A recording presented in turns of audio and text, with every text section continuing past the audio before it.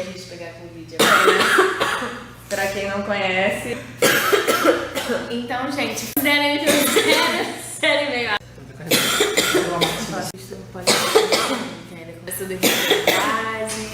Sempre conter elementos desse elemento.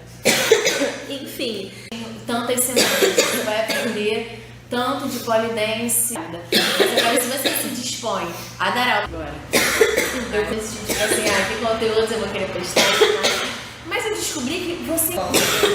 Fiquei chocada. Muito chocada. Tipo, Daquele, se alguém mostrar, está executando esse. Falar um pouquinho agora sobre o desenvolvimento fisicamente do movimento. Mas também é importante que a gente compreenda de polidense, no geral, como falam os estudos Brasil afora, ainda que exista um nivelamento naquela sala individualmente. Dessa forma, Já falaram que tinha. muita coisa eu não compreendia.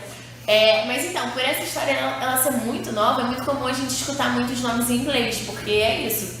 A gente não tem costume muito de fato, a gente não cobra nomes de inglês. É engraçado que às vezes as aulas. Mas é pessoal, a pessoa tentar traduzir a maioria das coisas. Não estou olhando os comentários. As pesquisas do treinamento. Próximo tópico seria.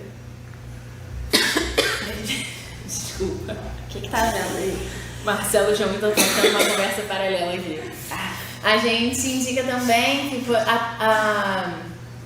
a professora incentive a sua aluna. A minha axila sua muito, mas ela sua muito. Minha canela é muito seca. Então, às vezes, é mais fácil eu inverter, mas tenta identificar o que está acontecendo ali. A professora também, da instrutora, mostrar para ele. Estava aqui agora falando que a Princípio do treinamento esportivo, de flexibilidade, a ideia é a gente desenvolver, né, isso tudo aqui hoje, né, de olhar as aulas visualmente e tal, durante a aula, profissionais, né, e sempre a gente tem que pensar em volume, intensidade, mudar torques, tem condições de fazer uma abdominal com a perna esticada, faça, mas se você acha que hoje não dá, tá difícil. Ela não é preparada pra ser uma mas assim, perder, sei lá. No sentido de usar uma evolução.